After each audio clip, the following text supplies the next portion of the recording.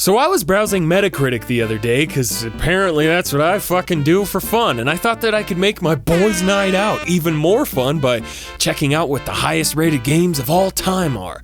What I found was about what I expected. You know, games like Ocarina of Time and THPS2 leading the onslaught of swords and dick flips, respectively, of course. But I was surprised to see Grand Theft Auto 4 sitting at 3rd place of all time. Now this is a very subjective thing to discuss because not only does everyone have their own beautiful hot boy opinion, but people often view the all-time rating differently.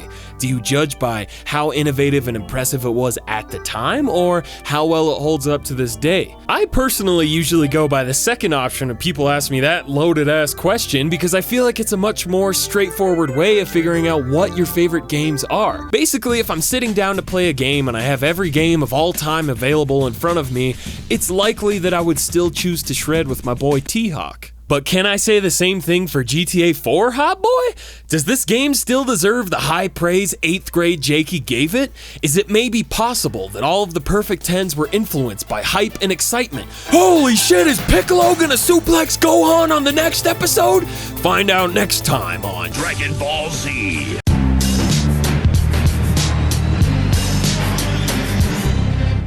Man, I remember the atmosphere of GTA 4 being immersive as shit. The unique, warm look of the lighting and shadows, the way the sunrise looks with the light blues and greens. This hot boy from the Midwest would get fucking lost in this city, Home Alone 2 style. I'm happy to say that most of that remains true to this day. At times, the color palette can seem a little overwhelming with all the browns and grays and shit, but GTA 4's unique look is still enjoyable not because it's super realistic, but because it maintains a signature look that really makes this version of Liberty City feel like it could exist somewhere. Not all of the textures look amazing to this day, and, you know, not every character model looks like a fucking Spice Girl, but overall, the presentation of this game still really impresses me. Yeah! I remember absolutely loving the more realistic approach to driving GTA 4 took. I recall even reading a review back in 8th grade that had compared it to Forza on the Xbox, and then playing it and being like, oh man, that guy's so right, it's so realistic. No. Definitely not like Forza. I can still appreciate the direction Rockstar was trying to go in, but a good majority of vehicles in GTA 4 feel like you're driving in the lead performance of Disney's Dumpsters on Ice. The motorcycles seriously feel like every time you try to get on one, a bunch of dudes run up and they're like, no, hold on a second, we gotta rub all this butter all over your tires, okay? All right, you're all buttered up, you're good to go. Drive away if you fucking can. Not only do the vehicles lose traction super easily, but it's like the turning radius of all of the cars was just chopped in half. Like, you know those shitty ass video game steering wheels you could get back in the day for PS2 that only turn like 90 degrees both ways? Yeah, it's like all the cars in here had Exhibit and his Pimp My Ride crew learn how to mod, and then they went in and then they did it to all the cars, and then Rockstar was like, why'd you do that? And then they're like, oh, it makes the driving better. And then Rockstar was like, okay, oh cool. Also, I love your verse, and what's the difference? It's tight. 5 bank accounts, 2 ounces, and 2 vehicles. Fucking sweet. This joke has gone on for way too long. I mean, the driving isn't all bad though. I still love the ridiculous physics when you launch off of jumps or just a fucking curb, and I love that the vehicles actually take heavy damage from collisions in this game. Getting launched off of your bike head on or bailing out of a flaming vehicle can still provide some of the series' most entertaining moments, but the car chases and the tight turns are a lot less fun when your car feels like a fucking bar of soap. I don't know, I mean, I still love it in some ways, but I gotta give this one to nostalgia. The third-person shooting and cover system edition to Grand Theft Auto 4 had young prepubescent Jakey popping boners all over the place. Driving a car into some bad shit, hopping out, taking cover behind my slick-ass ice dumpster, it all felt awesome.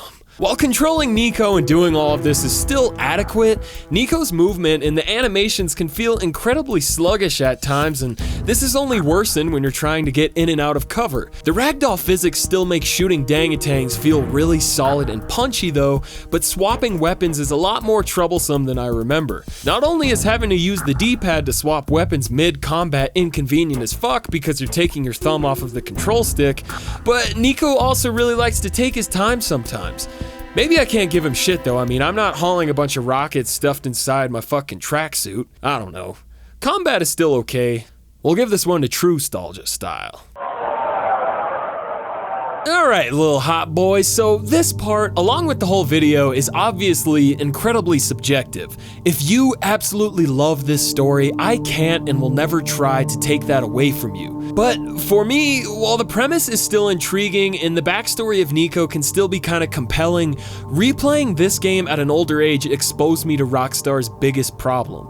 They want to give you an open world to raise hell, but they gotta give you their fucking movie-like story too. It's like the open world and the missions are two separate games. Very seldom do they acknowledge each other in gameplay or dialogue, and it feels very restrictive compared to its potential. Far Cry 3 is a far cry from a perfect game, but at least the game tried a little bit to tie in your love for violence in the open world into the narrative.